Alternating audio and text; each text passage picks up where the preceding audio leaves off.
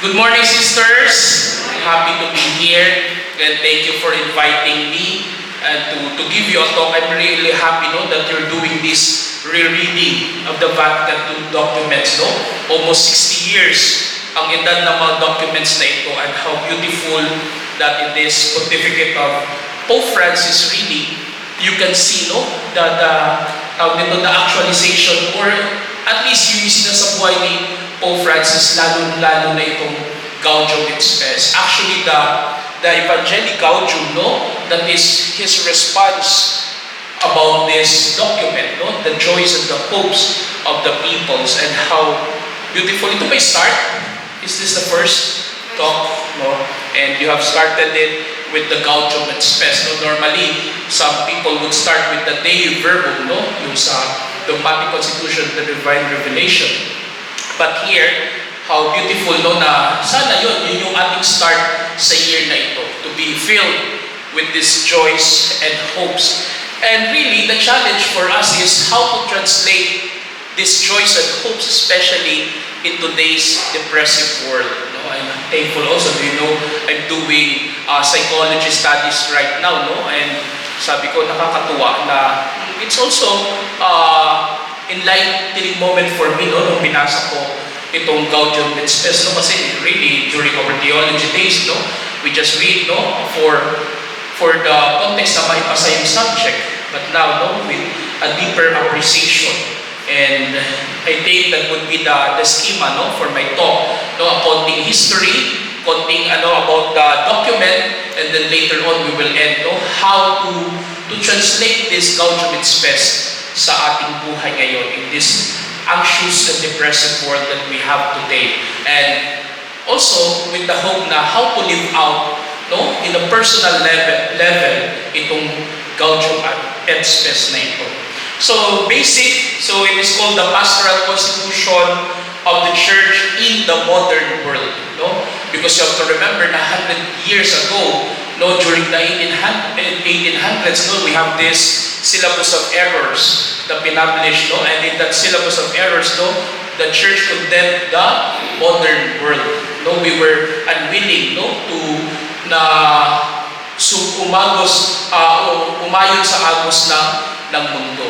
But we have seen that in the life of Blessed Alberione, in the 1900s, yung kanyang unti-unting pagtanggap sa pamamagitan ng good press, as the thing to combat the bad press. It was promulgated by Pope Paul VI on December 7, 1965. Again, you have four dogmatic, four constitutions, Dei Verbum, Lumen Gentium, Sacrosanctum Concilium. Dalawang dogmatic, isang liturgical, and then the pastoral constitution. That's what we're going to discuss today. And in principle, sana pangbaunin niyo po ito, sisters. Vatican II, kasi yan yung problem ng mga schismatic groups, they were unwilling to adapt with the promulgations of the Vatican II because they see that as the church, trying to modernize herself. But no, the principle is that we are not modernizing the church, but we are here to Christify the world.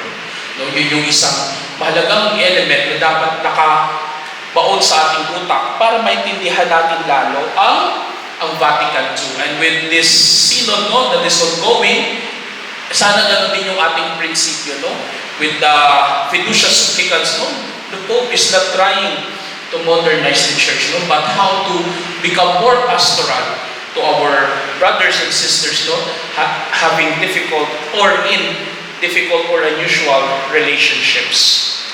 So Gaudium et Spes, it addresses various aspects between the relationship between the Catholic Church and the modern world. And yung content ng document na ito, this involves yon. That's why I have chosen our opening prayer, yung wonderfully made, because that is what Gaudium et Spes is all about, kasi yung context nito, ito na yung sobra na yung individualism during the 1960s, yung pag-flourish ng Freudian psychology. So lahat, it's all about me, and you have forgotten that your true dignity, comes from God. Na through the lens of Christ, dapat yun yung pagtingin natin sa ating sarili. So solidarity, social justice, marriage and family, also the stewardship of creation, engagement with culture and society, then a special appeal for the end of wars, and ultimately to continue in hoping in God's help, in God's grace. So for its proponents, Gaudium et Spes is the document, no? The document. Kung ano ang Vatican II is all about, makikita niyan sa Gaudium et Spes, no? Kasi nga, ito yung pinaka-goal ng ating simbahan, no? The canon within the canon. The interpretative lens on how you can properly interpret Vatican II. So the document, the canon within the canon. But for its detractors, no? Gaudium et Spes naman is to modern the source of mischief, no? And it is also the longest among all the documents promulgated by Vatican II. And alam niyo yung famous critic nga ng Gaudium et Spes, walang iba kundi si Pope Benedict XVI.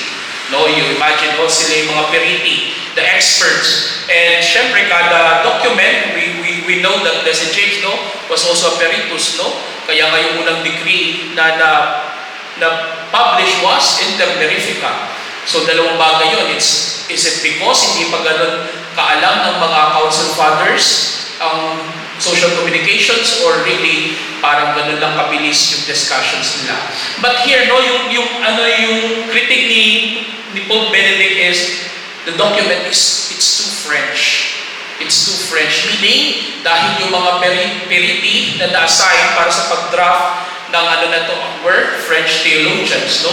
Doon kasama naman siya at si Karl Rahner, and bilang mga Germans, no? Yun yung kanilang contestion. It's too French, no? Very liberal, very Immanentism, to reduce the supernatural to natural. Yun yung tendency, yun yung comment nila na masyadong makatao, no? Na parang nawawala na yung Diyos, nawawala na yung supernatural, yung divine sa document na ito, no? To read the kingdom of God purely in societal, cultural, or political matters. And another one is Karl Rahner, no? A German Jesuit, who said that it grossly understates the importance of sin. It is far too optimistic about the human project. Again, no, what the periti are trying to do here, no, sa Gaudium et Spes is yun, paano natin i-correct yung mga notions, no, individualistic principles na nag-flourish that time, but without neglecting also, no, yung ating dignity according to the lens of Christ, according sa ating theology. And it was known also as the Schema 13. No, that's the difference, no, with my experience with this synod, no, na nag-umpisa talaga sa parishes, no, from the ground up papunta sa Vatican yung concerns. But here, no, yung nangyari sa Vatican II is that there were schemas, and then they were sent to the bishops, and then they were asked to have their opinions, no, about that schema. So ganun yung naging way ng Vatican II. But here, with the synod, talagang nagmula muna sa roots, and then packet yung concern sa Vatican, and then balik uli sa atin. At nakita niyo yan with this last October, no, how they deliberated, no, na even the tables, no, talagang synodal, in the sense na it was circular. Walang obispo, walang cardinal, walang lay people, pantay-pantay tayo. And here, it's different, no? Merong schema, and then you develop from that.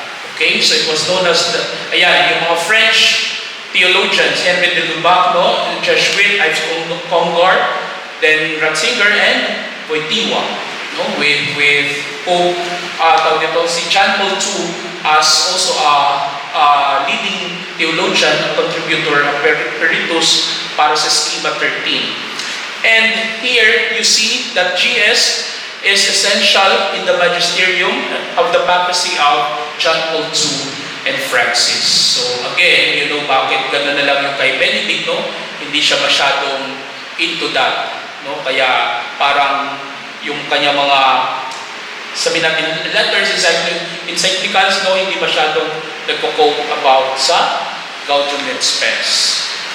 So, this is the famous opening line of Gaudium et Spes. The joys and the hopes, the griefs and the anxieties of the men of this age, especially those who are poor or in any way afflicted, these are the joys and hopes, the griefs and anxieties of the followers of Christ. So you see there, no, yung parang ginostapos, no, yung joys and hopes ng tao and also the joys and hopes ng simbahan. Na parang sinasabi na hindi away or hindi detach ang simbahan sa kung ano man yung concerns ng modern man during that time. Instead, is yun, magkasama sila sa paglalakbay na ito. Again, not to modernize the church, but to crucify the world. And the proper context on how, no, we should see yung role ng simbahan sa modern world is this. No? The world does not set the agenda for the church. Rather, the church must transfigure the way of being and doing in the world. No, yun yung ating prinsipyo. Hindi tayo magdidikta, and in the same way, na hindi yung modern, no, yung ano yung trend ng time natin ngayon, yung magdidikta sa ating way of being and doing. Rather, we must transfigure, no? Put it on a higher level, in the level na talagang makaka-enlighten sa ating kapwa. And ito lang, so, a simple, ano nga ba yung mga nangyayari noon, no? Between the 1900s to 1945. So, Spanish-American War, Japan, Russo-Japanese War. So, ayan, puro about war, assassination, then leading to the World War I, no? Na-assassinate yung Archduke ng Hungary. Then, yun, na-ignite ang World War I. Then, another battle. Then, Ottoman Empire, nahati.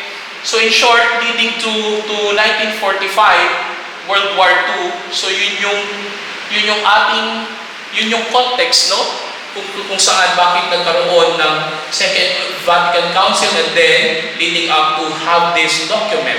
That was the proximate event, no? Ito yung pinaka-proximate, no? In 1962, we have this Cuban Missile Crisis, no? And ano yung role ng Cuban Missile Crisis? It's because Cuba was so near the US, at kapag ginamit yun ng Russia to bomb, no? To bomb leading cities in the US, syempre, meron na namang impending na World War III, no? So that was the event, no? 1962, then nagpatawag ng Vatican to 1965. So they were worried about World War III. Once na maano yung Cuba, makuha ng Russia, and then gamitin yung mga missiles to bomb the US. Okay?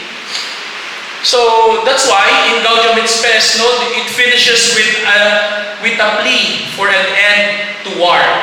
The fact that the Second Vatican Council opened the same week as the Cuban Missile Crisis was unfolding in 1962 gives a startling context to this urgent call for a new social order where violence and aggression no longer exist. So let's go with the document, no? Dalawang parts lang. Here with part 1, the church and man's calling. Yan, the dignity of the human person, the community of mankind, man's activity throughout the world, the role of the church in the modern world, and the part 2, some problems of special urgency, fostering the nobility of marriage and the family, the proper development of culture, economic and social life, the life of the political community, the fostering of peace and the promotion of a community of nations. So really, no, you see here the pastoral mindset, no? Ano yung saan papasok dapat ng simbahan? Ano yung dapat nating isaayos, no? Ano yung dapat nating tamang pagtingin sa mga concerns na ito. And so let's go with mag-umpisa tayo sa tao. No, yung sinasabi ng simbahan. Itama natin yung pagtingin natin sa ating pagkatao. So this document is addressed to all people, no, not only to Catholics, but to all people, no, of goodwill. expressing the church's desire to dialogue with the whole human family by using the common language of personhood. No? Hindi lang every Christian or believer, but the personhood. The human person is the point of contact between the concerns of the church and those of the world. Again, the context here, ito na yung paglago ng mga individualistic theories, no? Or ideologies, with Freud also flourishing, no, during this time. Kaya andyan din yung Marxist principles, no? Lahat ng mga sobrang focus sa sarili. It's just me, myself, and even my happiness. So since everyone, followers of Christ or not, share the same hopes, joys, sorrows, anxieties, the church shows her love and solidarity by addressing these issues to foster true brotherhood and assistance. Kaya nga yung goal is to have a community of nations na talagang magkakaroon ng agreement na sana wala ng giyera, wala ng kaguluhan. To carry out such a task, the church has always had the duty of scrutinizing the signs of the times and interpreting them in the light of the gospel. We must therefore recognize and understand the world in which we live, its explanations, its longings, and its often dramatic characteristics. Kasi nga, ang naging problema nito, no, na masyado ng puro na lang sarili, yung concern ng tao, yung kanyang sariling pag-iisip, nakakalimutan niya syempre yung mga itinuro ng mabuting balita, no? To see at the reality, no, through the lens of Christ. Yun yung pinaka-goal ng document na ito. And then the document is saying we have now a new culture, no? Yes, now from 100 years ago we condemned the modern world, no? Those modern realities, modern ideologies, but now we are saying, we're acknowledging that yes, there's a new culture happening, a new stage of history, a true cultural and social transformation in which the human race is passing from a rather static concept of the order of things to a more dynamic, evolutionary one. No, ang sinasabi pa dito is sumabay tayo sa agos kung ano yung trend. Hindi. No? Wait lang. Now we have to interpret these things, no, with the help of the light of the gospel. And what new culture? A movement toward a more mature and personal exercise of liberty. No, you've got too much individualism. New social relationships between men and women. A growing thirst for a full and free life.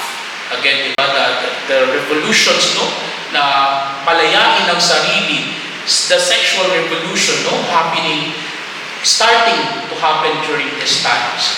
We are undergoing a cultural and social transformation, resulting in rapid changes in industrialization, urbanization, communication, and socialization, as well as changes in attitudes, values, and norms of behavior. No? Siguro hindi na yung simbahan na lang yung pinapakinggan. No? Maraming ibang boses na yung napapakinggan ng tao. Kaya nagbabago, nagkakaroon ng mga social transformations na ito. And so we are witnessing a healthy evolution toward unity and the process of wholesome socialization. Increasing socialization can cause problems, but it also offers opportunities for the positive development of the human person. And I think that's a good attitude, no? With all these changes happening in our world, katulad na lang sa example ng social media, no? Do we resist or do we go there to evangelize the people? And I think it's the same principle being applied here, no?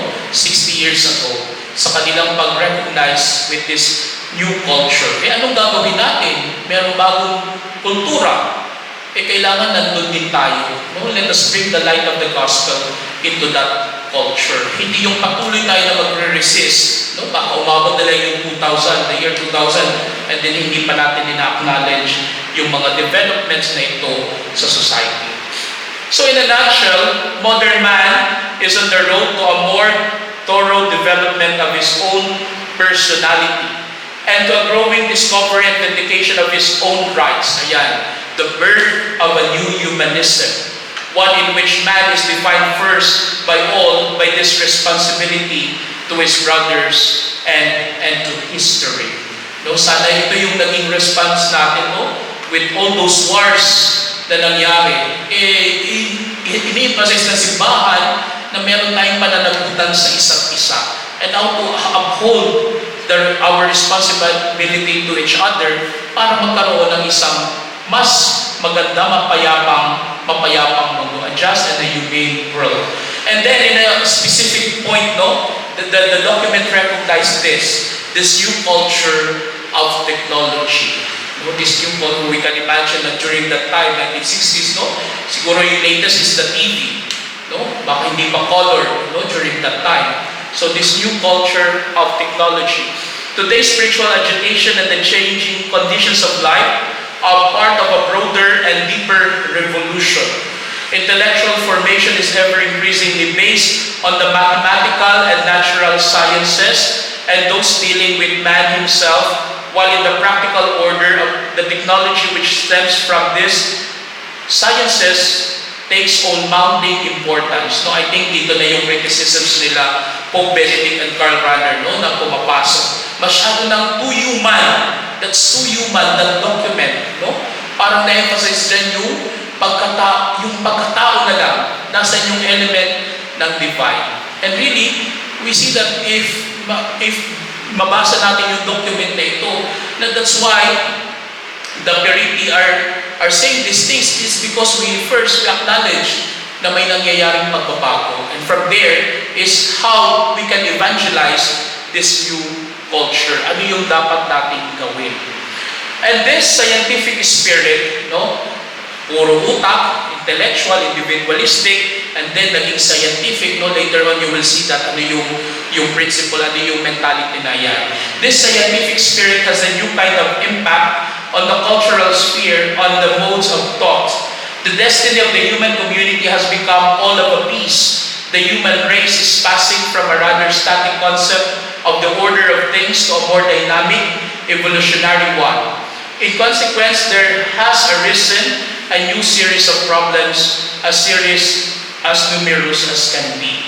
No, with this individualistic thinking, with this scientism, no, syempre meron din mga problema na first time sabi natin na may encounter ng simbahan o kaya nung ating pakikipagrelasyon sa mundo. Later on you will see what is that. We are on the road to a more thorough development of human personality and to a growing discovery and vindication of our rights. No, you remember in 1945 nagawa yung UN, United Nations, at syempre na-emphasize doon yung ating human rights, no? The Universal Declaration of Human Rights, and it was really stressed out na kailangan i-uphold ang mga rights na ito ng tao.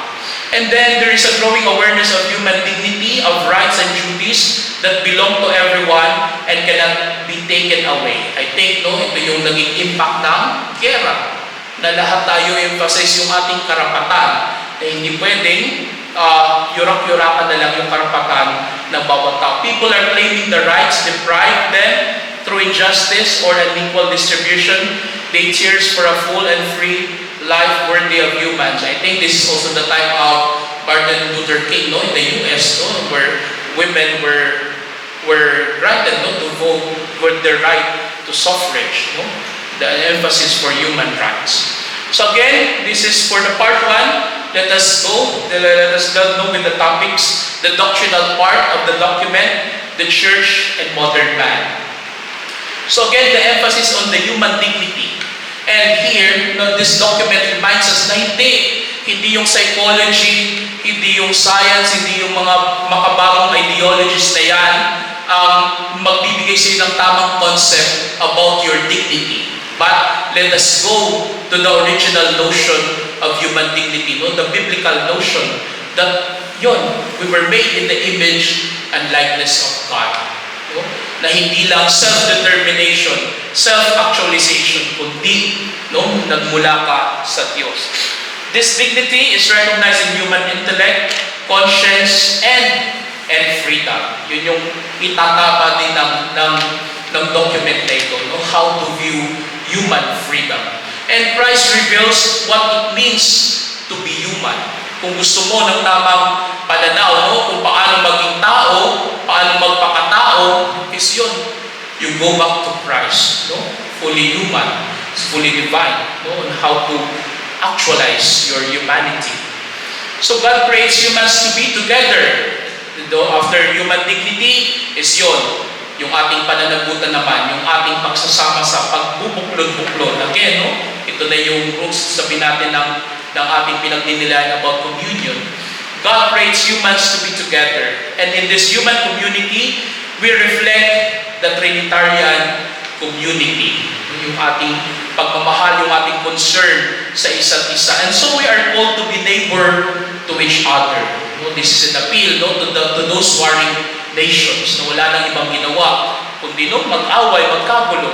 And so we have to respect, we have to treat each other with equality, to pursue common good, and to forgive our enemies. And there's a focus on the demands of social justice and uphold Catholic social teachings. No?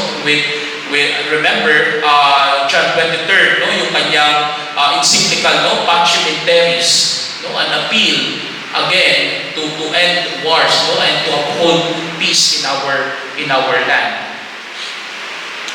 So then after that, we go now into the man's activity throughout the world. So we're considering technology and these human advances. No, people are to be considered more valuable for what they are. No, kasi naging focus na nga natin itong mga latest developments, these technologies, no, around. And then parang, syempre, bumaba na naman, baka bumaba yung ating pagtingin sa tao. But this document is saying, no, we are more valuable than all these developments happening around. All activity is perfected through love, exemplified in the Paschal mystery of Christ. And God is love, the kingdom present here. No? Ito yung paalala sa atin, sa lahat ng tao, Katoliko man o hindi, na sana pahalagahan natin, no, yung ating kapwa more than anything else. And I hope that our love for each other, no, as brothers and sisters, no, we exemplify this and make this kingdom present in our here and now. And so next, the role of the church in the modern world. No? So drawing heavily on the document Lumen Gentium, the church is both an earthly lamp and an event for society. And the missionary dimension to establish God's kingdom and to save all men. No, ito yung paalala na ano ba yung role ng simbahan talaga dito sa modern world na ito. And we are here, no, for the salvation of souls. No, we have to remind ourselves na lahat ng ating ginagawa is yun, to make this God known, to establish this kingdom, and hopefully, no, to save for the salvation of all. The church is the soul of the human society in its renewal by Christ and transformation into the family of God. No, ito yung role ng simbahan. We are not here to dictate, no, kung ano yung dapat magiging takbo ng mundo, but we are here, hopefully, para ma-transform, to transfigure again, to transfigure the world, no, into the thing na hangad ng Diyos para sa atin. And then, the next part, no, the pastoral side, ng kanina doctrinal, yung second part is some problems of special urgency, no, by looking down into marriage, into our relationship with each other as nations. So first, no, you see here, fostering the nobility of marriage and the family. Again, how do you view marriage, no? Is it just a civil contract? No, that you go there sa munisipyo magpakasal, ganun lang ba ang kasal? No, we are reminded that this is a covenant, no? To remind the people that this is a covenant. Again, kung sa US na na viewpoint, no? Because siguro nag-umpisa na dito yung notion ng divorce, no? Divorce community. So again, we are reminded that this marriage is a covenant, and the goal is to procreate, unitive and procreative. And given the beginnings of the attacks on the nature of marriage from political and cultural economic areas, prophetic manifestation of traditional marriage as a foundational block in human society and culture. Yan na yung kanilang tawag ito, criticism with this marriage na nagiging sagabal in the flourishing of our society and culture. Kaya they see na if may divorce, if may remarriage, mas magiging baka mas matagumpay sila. But then, we uphold here the dignity of marriage. Hindi ganon. Then, another important thing na inano sa atin ng Gaudium et Spes on how to view culture and hopefully to help in the development of culture. Culture is all that goes toward refining and developing of humanity's diverse mental and physical endowments. Culture must serve the human person. This means Christians must recognize every person's right to culture and its benefits. I think, yung sinasabi natin, ano ba yung trend culture ngayon? Ito bang culture na ito is makakatulong sa akin? And bilang mga followers, believers, is ano yung dapat nating attitude? Na aayon ba tayo sa culture? Or with, hopefully, how to influence this culture if detrimental, with the light of the gospel, on how to help flourish, by our following of Christ, hopefully, maging tama yung ating pagsunod. This amounting sense of autonomy and responsibility today. So yung sinasabi ko kanina, na too much focus on the self, very individualistic society, parang autonomy ko na lang lagi. A new humanism, hopeful but cause of anxiety. With this trend, with that new culture that time, it makes the people that time so anxious.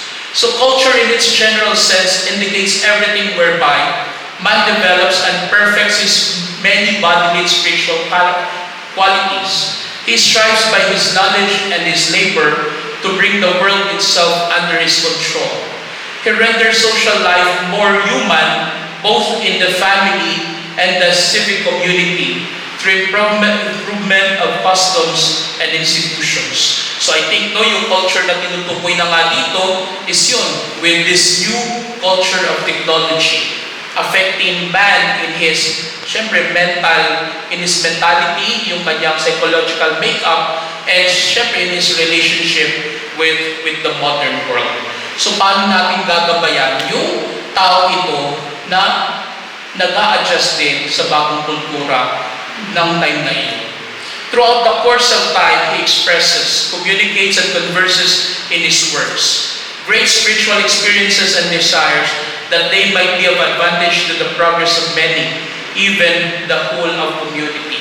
Alam nyo, really, while we're reading the document, is that parang nakarelated na lang sa comment ni Benedict at ni Karl Rahner, Kasi it's very human in the sense na ito nga puro culture, new culture yung binabanggit, and wala pang mention kung ano yung dapat gawin natin bilang isang simbahan.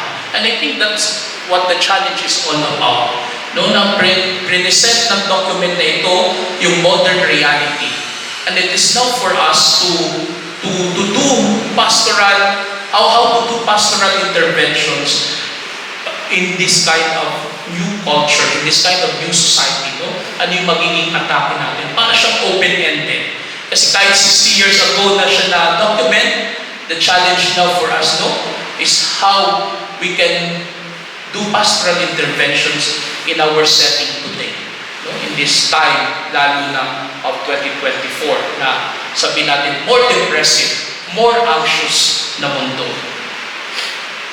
So, we Christians, the clergy and the laity, must have a better theological formation and a freedom of inquiry and expression marked by humility and courage. And I hope yung inyong ginagawang ito na recollection, this rereading, This is part of your theological formation, theological updating, and with the hope na meron kayong pastoral actions, no? Action plans, no?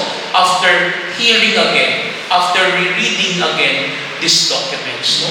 Paano natin mas may sasabuhay ang Vatican II documents. So the dignity of the human person and the whole welfare of society as a whole. Again, no? After marriage, after culture, then we go to the other concerns of man, which is your work, no? Your economy, the economic and social life. And for the economic development, no, not aimed at increase of profit or greater production, but to be at the service of humanity in its totality. Again, yung context naman nito is industrialization, no? Marami nang nagsulputan ng mga bagong paggawa, no? And so yung human labor, sabihin natin, is nababawasan kasi mas maraming bagong machines, no? So how do we view this new developments in industry and also yung human labor? So I hope, no, yung ganun yung maging attitude daw natin with this economic development, no? To be at the service of humanity. And certain principles governing socio-economic life as a whole. Economic inequalities are to be brought to an end. Labor takes precedence over capital. Workers have rights to a dignified livelihood. And I think, no, that's the beauty also of upholding the human rights, no, with the inception of the United Nations, and so nagkaroon ng bagong pagbibigay halaga sa mga manggagawa at sa kanilang karapatan. And then after that, this document would now delve, no, to politics. The political community exists for the common good. No, these are the times also na the end na may mga monarchies na na-end. Siyempre, dumating din yung mga socialist republics and then the communist party. No, may mga bagong ideologies about politics na sumulpot during this time. And the church does not favor any one form of government, but insists that all government should safeguard the transcendence of the human person. No? We don't advocate na dapat maging democratic republic ang lahat. No? Whatever form of government you have, make sure that you safeguard, no, the dignity, the transcendence of the human person. Yun yung ating panawagan. And also, because of the invention of the nuclear bomb, no, and the arms race moves the church to examine traditional Catholic notion of a just war. Diba? We have that principle, no, of a just war. Okay lang sa atin noon yung giyera, but with this, no, with Pope Francis, no, talagang inano niya na walang war na masasabi natin just war.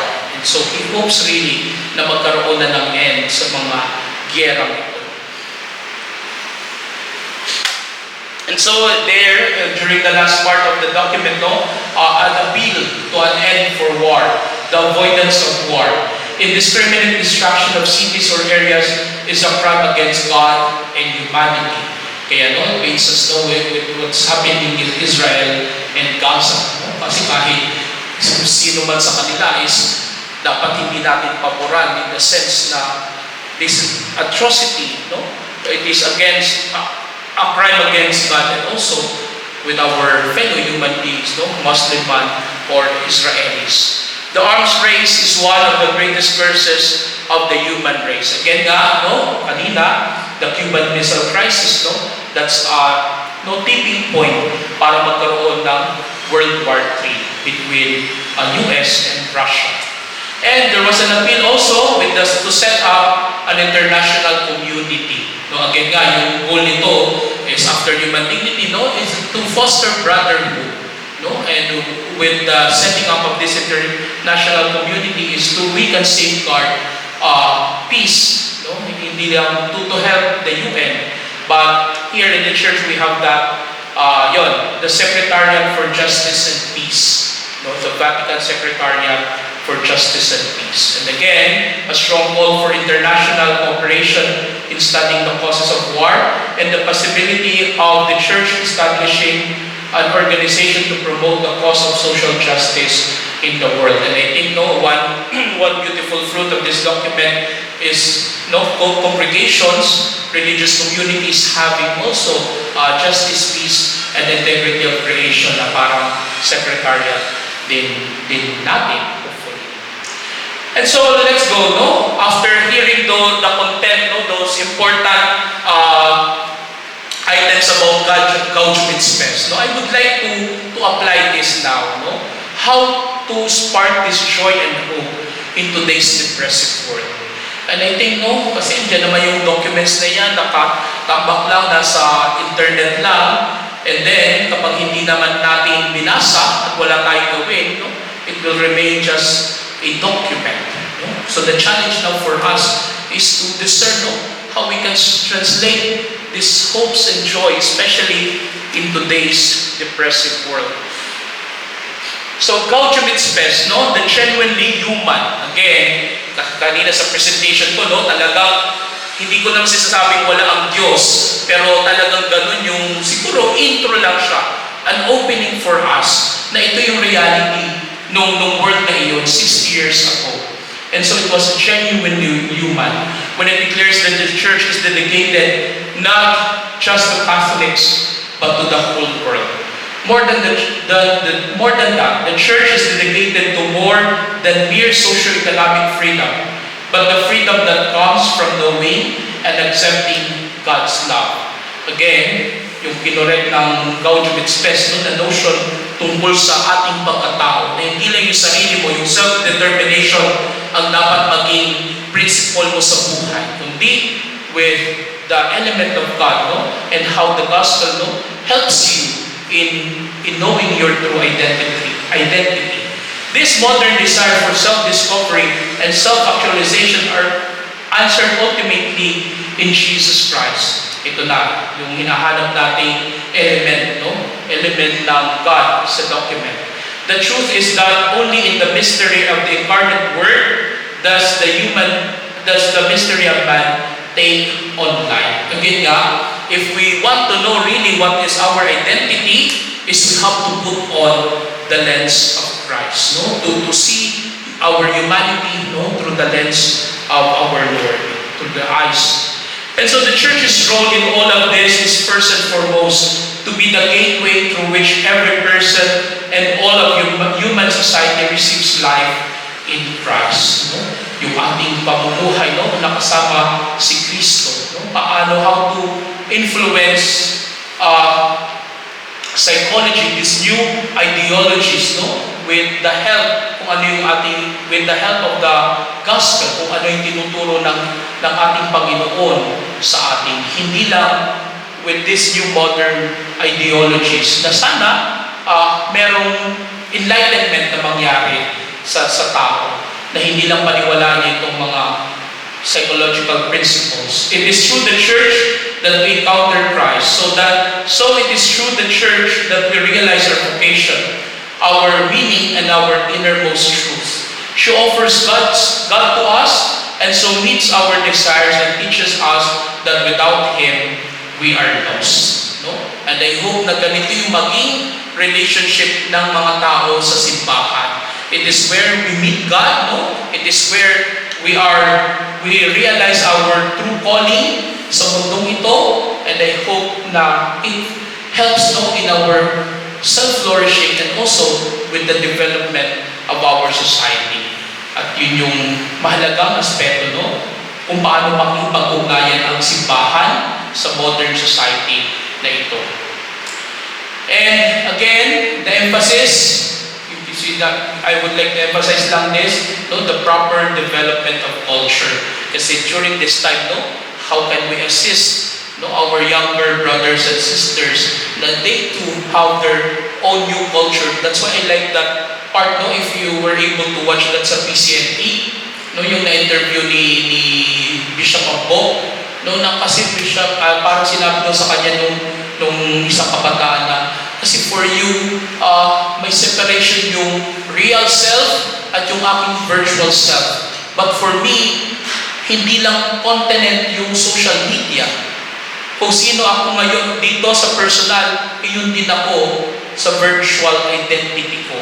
No? Yun yung something na sana eye-opener din sa atin na hindi pagkaiba sa batang ito yung kanyang pagkatao bilang ito, personal and real, at kung sino siya doon sa kanyang virtual identity. But for us, no, separate pa sa atin iyon. Iba pang continent ang social media, but for her, one and the same ang kanyang pagkatao.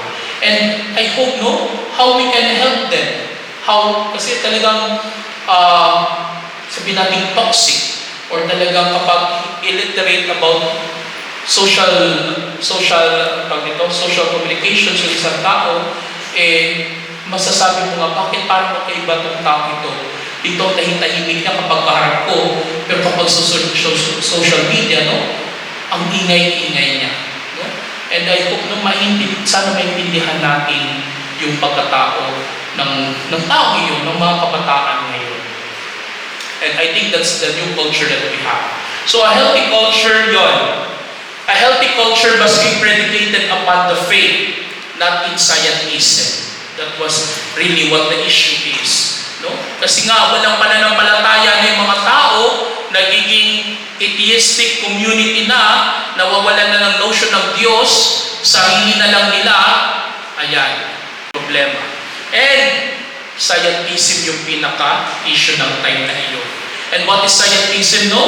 This is the tendency to view that only science can render the truth about the world and reality. No? Wala nang element ng faith, wala nang theology, no? Only through science. Dahil kaya nang explain lahat ng science ang material world na ito, okay na ako. Hindi ko na kailangan ang Diyos. No? And I hope really is yun yung magawa nating intervention during this time. No? How to help people who are lost, no? Because they have forgotten or have neglected this notion on God, on the divine, on the sacred.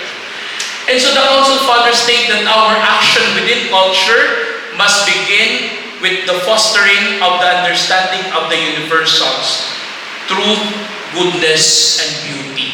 In short, if you want to influence these people, if you want to preach to them the gospel, you start with this, no? What is true, what is beautiful, and what is good. So, yun yung mga bagay na gawin natin. Hindi lang agad, ito yung salita ng Diyos. Ito yung sinasabi ni Jesus. No? You will appeal to them through these three universal things. True beauty, and being good. And on the personal level, no? Kayo bilang PDDM, no? Paano may papakita yung beauty, no? Ng Diyos na ito in the postulate that you do. So in this way, the culture provides man with authentic liberty. For freedom is not doing what we want, but rather the freedom to pursue the good. No? Ito na, kinokorek na ng document yung tamang view, no? Sa walang absolute freedom. No? The only freedom that we have is the freedom to do the good. Kasi yung notion na nga ng mga tao ito, no? Relativistic society, no? Whatever is true for you, no? Yun yung tama talaga, no? Whatever is convenient for you, then you continue that, you pursue that. And you have this now, no? That my body, my choice generation, no? Yung mga yung kalaban ng pro-life, no? Yung parang sobrang individualistic yung pananaw sa kanilang body. And I hope ito yung ating ma-emphasize, no? With the people today, that true freedom is in freedom of doing good. And sa concluding remarks ng document, no? Again, not the principle we have, not to modernize the church, but to Christify the world. And it seeks to lay out the Catholic vision of the human person in a nutshell, no? Ano ba yung Gaudium et Spes? About the Catholic vision of the human person made in the image of God and redeeming Christ, and to address the current challenges and problems of the age in light of Catholic social teaching. Kaya ako no opinion lang, no? with the fiducia supplicans, no? Parang mag-ready na kayo. I think magkakaroon, no, yung ating attitude, no, towards our LGBT, the relationship, no, of the church and the LGBT community, no? Paano yung acceptance or recognition natin sa ating mga kapatid na ito. And I think, no, by this October, kung malabas na yung final document ng Synod, no, talagang kaabang-abang. Kung magkakaroon ba ng modern vocabularies sa simbahan. Kasi really, no, in our vocabulary, we still call them homosexuals, no, not as LGBT. So it sought also to teach the modern world that only by knowing our deepest identity as children of God, created in His image and likeness, could the human project progress in justice, mercy, and love. No, yes, we have recognized this modern culture, this modern realities, but also we want to teach the world na ito yung dapat tamang pagtingin, no, tungkol sa ating pagkatao. And we can only be successful, no, or progress in our relationship with each other if our relationship is grounded in justice, mercy, and love. And ito yung favorite quote daw ni John Paul II, no, sa Gaudium et Spes, na paulit-ulit niyang sinasabi that it is only in the mystery of the Word made flesh that the mystery of man truly becomes clear. Man can fully discover his true self only in a sincere giving of himself. No? Again, para maging yung tamang pagtingin sa ating pagkatao, again, you look at your humanity, no, through the experience of Jesus, to the experience of our Lord. And, di ba, bago ito ma-promulgate on December, no, 2 months before, October 4, Pope Paul VI appeared sa United Nations at itong kanyang panawagan, no? No more war, never again. And then by December, he will promulgate Gaudium et Spes. And so, my dear sisters, the challenge, how to spark hope and joy, no, in today's anxious world. Well, doing my slides, no, napanood ko to, no, yung kay Ronaldo Valdez sa KMJS. And I cannot forget this because the day after he died, I was about to say Mass in the parish, and this one lector, no, ito MBG pala, asked me. So, parang sabi niya, so Father, ano sa tingin mo yung ginawa ni Ronaldo Valdez with his suicide? No? So parang inaalis niya ako sa opinion ko. At ang nasabi ko lang sa kanya na all the more that we have to pray. That simply means, no, na any age, yung mental health, no, at in any age, hindi pwedeng sabihin na bata lang yung mga nagpapakamatay.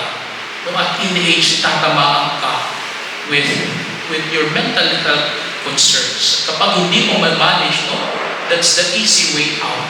No? That's the easy way out. And I hope you'll have time to watch that interview with Johnny Gibbs. Kasi mas maintindihan nyo, no, kung ano nga ba yung nangyayari kay Ronaldo Valdez. And I think he has that kind of sickness, no? And parang alam mo yung pagmamahal niya sa pamilya niya na I don't want to become a burden to them anymore. And so I did this. So parang yun yung, and so we pray for him, no? And how great an actor he was. And sabi niya ni John Gibbs, kung sino siya sa 7 Sundays, ganun na ganun daw si Ronaldo Valdez in real life. No? Ganun siya magmahal.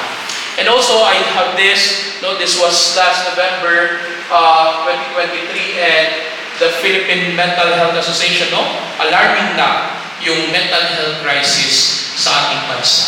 No? And that's really true because here, no, imagine this, no, 404 student. No? I have this, tawag nito na even siya psychologist, no, ng some school, at dahil namatay yung kanyang parents, later on, bigla pang hiniwalayan ang kanyang partner, alam mo, nasa 2nd floor na siya ng ospital, tumalon pa. No? So, ganun kalala na kahit, no, mga psychology, and I have this classmate the therapist, and he told us, no, na after 1 year ng ECQ, no, alam mo kung sino yung mga pasyente niya? Mga extroverts. No? Mga extroverts na nakulong, na hindi na-manage ang kanilang isolation sa bahay, and then became depressive, no, after 1 year of that. In short, talaga, my dear sisters, this is our reality, the world that we have now. And I hope, no, how can we help these people? No, how can we more pastoral? No, how can we adjust to the pastoral needs of the world that we are in today? So yun, we start again. No? Let us share to them the beauty, the truth, the goodness, no, ang mabuting balita, and especially in the things we do in social media. No, I think Sister Sonia, friend ko yan sa Twitter, talagang true beauty and good yung mga pinag-post, no? And really, no, I will continue in doing that. Kasi hindi naman nila malalaman to kung wala din silang access, kung puro negativity and toxicity yung nakikita nila sa kanilang mga feeds, no, sa social media. And I hope na we start with our friends, no, na pag nakita yung ating page, may enlighten or may inspire sila sa hope, sa gospel message na ating present, no? By the simple act of sharing this message of hope and salvation. Next yon, on a personal level, no? You provide spiritual and emotional support, no? With the people coming here, no? I think talagang sasadyain nila pumunta dito because, no, they are empowered, they are comforted, no, by your presence, and how much more, no, kapag nakausap ninyo ang mga taong ito. So, di ba, I think that's a pastoral opportunity, no, how to help these people. No, it is said here, through counseling services, support groups, and pastoral guidance, no, we can provide a safe space for people to express their struggles and find solace in their faith. No, especially along this Sumulong Highway, no, maraming estudyante, maraming eskwelahan, no, and for sure, no, these people, these young people, no, also need guidance. And kapag hindi yun ipoprovide ng kanilang family, no, they will go to their barkadas. At paano kapag bad influence, no, yung barkadang ito. So I hope na here, no, this convent, in our apostolates, no, we can be safe spaces for them. Next, promoting community and fellowship. And you are already masters of this, no? But how, kunwari sa inyong mga kaibigan, sa ating FDM group, no? These small groups and our outreach initiatives, no? How can we foster relationship, reducing isolation, and providing a support network for those struggling with mental health issues, no? Depression.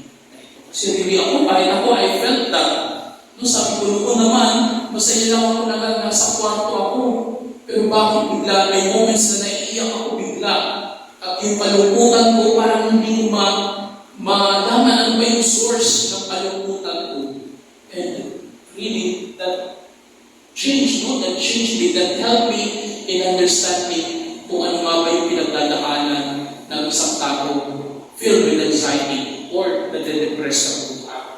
So by raising awareness, providing education, and collaborating with mental health professionals, the church can encourage individuals to seek help when needed and offer resources for mental well-being. And that's the good thing naman, no? If someone will approach you and will tell you na, sister, I'm having this ganitong klaseng problema, no, huwag tayo magpaka-Messiah. You tell them, you have to seek professional help. I don't have the education or the training to help you really, but I hope no, by seeking professional help, kasi mas matutulungan kanila. Yun na yung ating attitude. Or, you yourselves, no, you be involved into this kind of apostolate. Kasi we really need to have more, no, mental health experts, and with our training and background, talagang mas makakatulong tayo sa ating mga parokyano. Fifth, no, social justice. Again, with the call ng Gaudium et Spes, no, upholding human fraternity and justice and peace, no, tayo din, no, how can we help in addressing these issues of poverty, inequality, and systemic injustices. And so I hope, no, na tayo din, no, magkaroon with this. Do you already have that justice and peace secretariat? And I hope, no, paano natin translate into our community level yung pastoral apostolate na ninyo. Hindi lang po no, tanim-tanim ng for laudatosi, but really to uphold justice and peace. Here, no, I think this is where you can really help, no, how to become again, no, how to become an oasis of prayer, no, for the people living around, for the students here, no, along Sumulong Highway, no, by promoting prayer, meditation, and other spiritual practices that provide solace, peace, and a sense of connection with the divine. And you see that, no, kahit saan nagsusulputan na lang yung mga nature getaway, no, and these people, no, going there na with this emphasis for self-care, no, self-care, gusto ko mag-beach, gusto ko mag-hiking, gusto ko pumunta doon, and I hope na dumating yung time na gusto ko pumunta sa retreat house. No, that again, the emphasis for prayer and solace. Kasi hindi lang sana puro self-care, diba? Soul care. Kasi itong mga tao ito, pupunta ng Baguio, pag-uwi ng Manila, malungkot pa rin. No? What's happening? Kasi nga, hindi lang sana puro self-care. No? You attend to the needs of your soul. I hope, no, that matalpan nila yung true happiness na hinahanap nila. Overall, we can bring joy and hope in a depressive world today by embodying the teachings of Christ, reaching out to those in need, and providing a supportive and loving community built on the principles of love, compassion, and justice. And you know, we are having this spirit, no? Iba na kapag ganun ka na, and nakikita mo yung mga friends mo, yung mga post nila, so you'll have an inkling na kung may pinagdadaanan siguro to. You do the first step, no? Sabihin mo, how are you? And hopefully, mag-open up, no? At least, no, you are able to provide relief and comfort to that person na yung kanyang outlet lang is, no, through social media. Ang tao ko nagwawala sa social media. May nangyayari sa kanya. Personal level, no? Kanina community, but here, no, ikaw sa sarili mo. First, no, you show empathy and understanding. No? Kapag may nagraraan, kapag may nagagalit, is alamin mo muna, ano ba yung cause ng pagka-bad trip ni sister? Anong nangyayari sa kanya ngayon? To really show, no, that's the problem that we have right now, because we don't listen to understand, we listen to reply. No? Kaya ka lang nakikinig kasi gusto mong hinagal kung ano yung irarasan mo, o ano yung mali sa sinabi ng kasama mo. But I hope, no, talagang empathy maging watchword natin. Na that's good, no? Kapag may nagraran, di pakinggan mo lang siya. Kasi baka walang nakikinig talaga sa kanya. And how to be more empathetic, no, to our system. Next, offer encouragement and positive affirmation. No? In our study of psychology, this is what important practice, no? What we call validation. Kahit sabi natin ang daming kapintasan ng tao ito, no? But you look for one thing positive about him or her, and you emphasize on that. No? To validate the goodness of the person. So that's what we call the positive psychology approach. No? We don't have that. I hope hindi na yung disease model na kung ano yung kapintasan ng tao, yun lagi mong uulit-ulitin. Bakit ba yan? Ang chismosa naman yan. Wala na yung paginawa, kundi maging bugnutin. No, hindi. Ano yung magandang about sa kanya, and you build on that. No? Kasi magiging ganun na din yung mentality mo.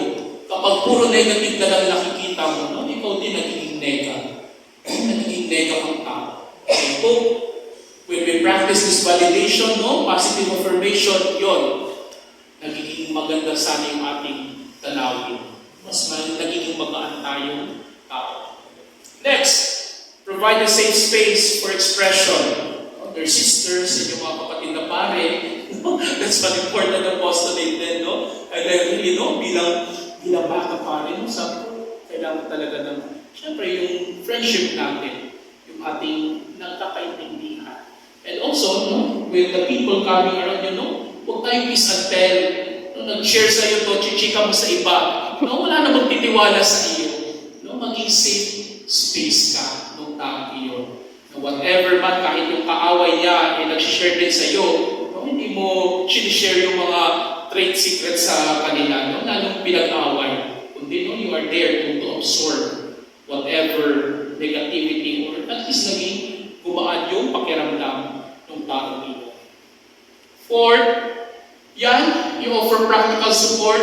No, hindi lang I will keep you in my prayers, no? How to help you, send Gcash, diba? Ganun tayo. So I hope, no, practical in the sense na diba, ano ko yung quote na, if someone is hungry, no, hindi nga yung, okay, I will pray for you. Kung bibigyan mo ng pagkain, no? Ganong classic practicality. Ganong, kung kaya mo naman, diba? Kung kaya mo tulungan yung tao yun. Why not? By providing tangible. Faith changes the shadow standard. Ayan na. Mag-offer ka daw ng pagkain. By providing tangible assistance, you demonstrate your care and offer practical relief. Sana ganun, my dear sisters. Practical, tangible support. And also, you share your personal stories of resilience and hope. No? By sharing your story, no? Makaparelate yung tao yun nag-share about her struggles in her studies. And when you share also yung mga moments na yung ikaw nag-aaral. They hope that will grant her enlightenment and also hope na matatapos mo yung pag-aaral mo no matter how problematic you are today. Hearing stories of others who have faced similar struggles and found hope can inspire and motivate the anxious person to keep going. I had this retreat with the Vincentians. And I'm really thankful, no? Kasi mga nakasama ko doon, 10 years, 20 years in the priesthood, and by sharing their stories also, it edified me. Na whatever stage naman siguro ng buhay, may kakaharapin kang crisis, no? But the lesson there is to keep on going, no? To keep on straining forward. Sana yun yung maging epekto, no? With our sharing of individual stories with each other is ma-edify yung ating kapwa. 6, encourage self-care and stress management. Yung tamang sa sarili. Pag tayo napupuno na ng stress out, I have this notion of sanity breaks. Kaya sana kayo din, meron kaming pinano na good life plan. Yun yung aming pinaka-output ng aming retreat. Is that na talagang you find time for yourself na you can be happy in doing leisurely activities that makes you happy. And also na para away ka muna doon sa mga daily concerns mo or daily apostolate mo na magkaroon ka ng time para sa sarili mo din. In the sense na wala ka munang alalahanin na iniisip. Kasi diba yun yung sabi natin problem sa atin. Wala tayong notion din ng sanity break, ng self-care, ng pagbigyan mo din yung ng body mo na magpahinga. And or to enjoy activities, like sightseeing, watching a movie, diba? Or go to, sister, Paris Retiro, hindi ba lang kayo nakakain ng Paris, pagbigyan ng sarili. And 7, again, so already masters of this, offer spiritual support. Again, with the GS, with the Gaudium et Spes, is the challenge for us, is how we're able to make God present into this new culture, in the reality that we have now, especially for us as mga anak ni Saint Paul. Sana napapakita natin sa kanila itong truth, beauty, and goodness ng Diyos. And in conclusion, promoting joy and hope to an anxious person involves being compassionate, understanding, and providing support that addresses their emotional, practical, and spiritual needs. No? Again, emotional, practical, and spiritual needs. Hindi lang puro emotional or kaya puro spiritual lang. But no, minsan kailangan ng katawan niya, yung practical na kailangan ng taong iyon. Ultimately, being present and showing genuine care can make a significant impact on their well-being. I want to share you this one. Parishioner in Redeemer. No? He's a Chinese man, and that time, lagi siya nagsisimba ng alas 11. No? Lagi siya nagsisimba yung alas 11 ng misa doon.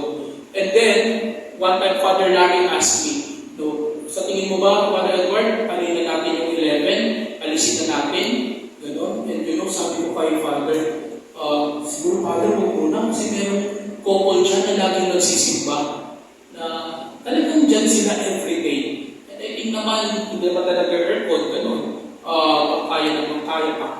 And really, when umalis na kami ni Father Larry, and then I met that man again, and I told him about that, no? And he was very thankful. Why? Kasi sabi niya, Father, during that time, yung pinakabagsak ako. And it was my wife who told me na you go to this parish, and then parang sa pagsisimba niya daw ngayon, parang lagi siyang iniimbitahan ni Our Lady of the Sacred Heart sa daily Mass. And nung wala na din kami ni Father Larry, sabi niya, okay na ako, Father, during that time. So parang nagkaroon siya ng comfort na everyday, nandun siya alas 11. Hindi niya iisip yung kanyang negosyo, yung kanyang trabaho, but he was there. And he was thankful to us, no? For holding na maitaguyod yung 11 a.m. Mass. Kahit sabihin natin wala kaming 10. No? Kahit wala kaming 10 sa 11 a.m. Mass. But I'm thankful to God na yung pala yung wisdom doon. Na kung siguro, tinanggal namin ni Father agad yun, no? Wala na. Siya, in distress pa rin yung kanyang buhay. But he was thankful na okay na siya after 1 year of coming to Mass to Our Lady of the Sacred Heart. Yung isang chapel doon, yung maliit na. And sabi ko, no? How thankful I am to God, no? Na maging instrument and even in that 1 year of being there. Yun yung naging dating sa kanya. Perhaps the invitation of Gaudium et Spes is to truly see our neighbor's joys and hopes, griefs and anxieties as our own. The invitation to be church inside and outside church might be a good place to start. No? Yun naman yung beauty dito sa Gaudium et Spes. Whatever yung Gaudium et Spes ni Sister Janice, sana ganun din yung Gaudium et Spes ni Sister Cherry, no? And then even the griefs and the anxieties. No? That's what true empathy is all about. When you own na happy ka, dahil happy siya, and you are also sad or crying, no? Because she's sad and crying. No? Na ganung klaseng pananagutan, ganung klaseng fraternity, ganung klaseng sisterhood ang meron sana sa atin.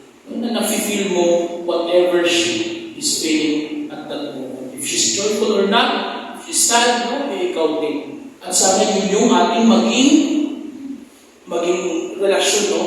Lalo-lalo na sa kabataan, sa ating mga mahal sa buhay, at kahit sa mga nakakatanda. No? Whatever stage of life, kung ano man pinagdadaanan nila, we are there, no? To also feel what they're feeling, no? To be present to them. And hopefully, malesen kung ano man yung negative experience na meron sila that time because we are there. And so, my dear sisters, thank you, and I hope we continue in journey together. Amen.